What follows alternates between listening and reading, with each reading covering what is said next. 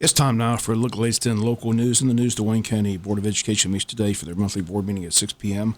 On the agenda under items of business, COVID update, capital outlay projects to be discussed. Also a discussion about a called board meeting for this Friday to set the millage rate. That meeting's been set for 10 a.m. A call meeting for the approval of the millage rate by the school board. Also on the agenda, Wayne County owner-architect agreement, Wayne County High School Student Advisory Board to be discussed, school uniforms to be discussed, several board policies and executive session, all that today at 6 p.m. at the Tech Center.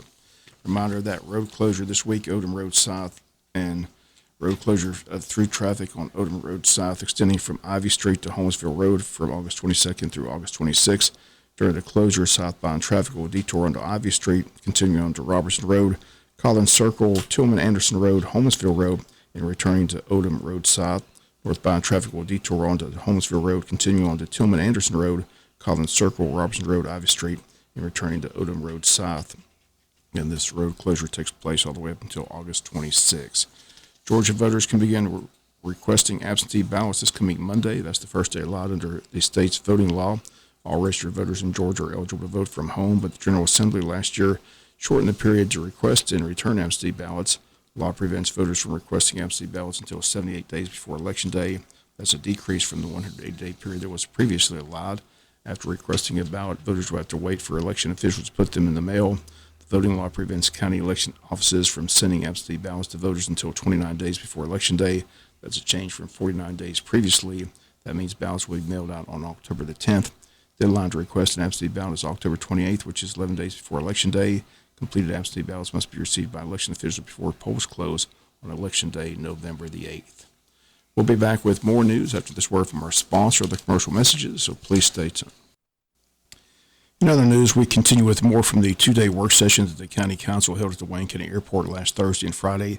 Budget's always a topic of discussion, and although they're still a few months away from finalizing the 2023 budget, County Administrator Ed Jeffers presented the Council with a projection for the 2023 budget, which will be slightly more than $28 million or $1.2 million higher than the 2022 budget.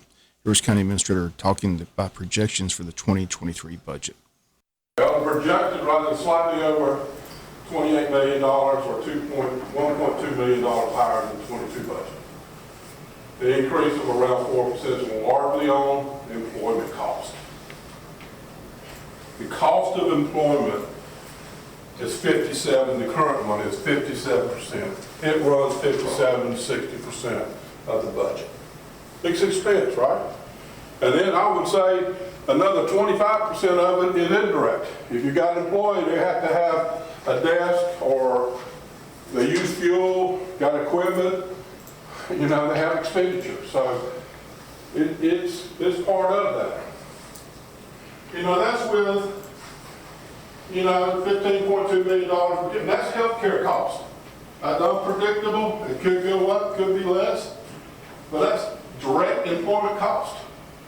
Somebody gets a medical bill, has a heart attack, God forbid, you know, that cost is paid out of county coffers.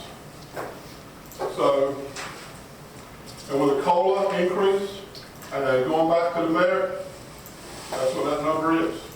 Now, we're down on employees significantly. And to the point over there, we're struggling of keeping up with the workload. And we're looking at opportunities such as in the rec department, we have maintenance, prison crews come around. Well, maybe we go add another maintenance prison crew. You go out there late grace and do some more things and improve it, go catch up, and make sure we're not using our resources to go do those things. They can mow, we get them 4 days a week. We pay for the guard. We pay for meals for them and fuel and this, that, and other. But that's the way we're looking at improving that. But the reality is employment costs are going up. Fuel cost, unpredictable, but it's significantly higher. It's going down a little bit, but it's still higher than what we've been paying. CPI is going up. You look at the inflationary 8, 7, 8, 9, 8.5. Well, there's some services that are tied to the CPI. Trash pickup, tied to the CPI. City fire protections, tied to the CPI. There's inflationary forces. It's all going in there. So there's some costs that come. And then as we grow, and we are, guys, you can look around, we're growing. The demand for services is growing too. And again, those are the comments of County Administrator Ed Jeffers at the work session talking about the projections for the 2023 budget. Again, they said it'll be slightly $28 million or $1.2 million higher than the 2022 budget. We'll be back with more of the work session after these words from our sponsor, the commercial messages, so please stay tuned. Final note of news, attending the work session last Friday was IDA Director Dale Keith, who talked about the county growing and seeking new industry to the county. He emphasized the key to the IDA is also looking after the current industries located in the county. Also says the major challenge for the IDA when seeking industry is to be able for the county to provide the workforce for that industry. Here was IDA Director Dale Keith addressing the commissioners at the work session on Friday. There's going to be, I can't talk a lot about the future expansions that are fixing to happen, Right. but they're all in the existing businesses that we have. You know, you had Healthy Pet that expanded. It started out at like 12 or 13 million, ended up being about $18 million. All of this, we're going to see this benefit from all of these things over the next 2 or 3 years. And the main thing for us, and it's going to be a challenge, is any new industry coming in is how are we going to supply the employees for that. That's just a workforce issue that is going to be extremely difficult to try to overcome. Because when you look at a low unemployment rate, let's say it's 2%, that's probably not 300 people in Wayne County. So we have to go back to that mathematical formula that we talked about last time about trying to provide a job that pays enough hourly wage that would convince a Drew from driving to Brunswick every day to work to stay in town and work. That's where the workforce has got to come from. And there, according to our information, there's probably 2,500 people every day that wake up in Wayne County and drive somewhere else. So to create that kind of job opportunity is what we're trying to strive for. And you know, the stuff that we've already had happen, Sierra's expanded a little bit out there already. Right. They're talking about building another building as well. Those kind of things we're just kind of chipping away.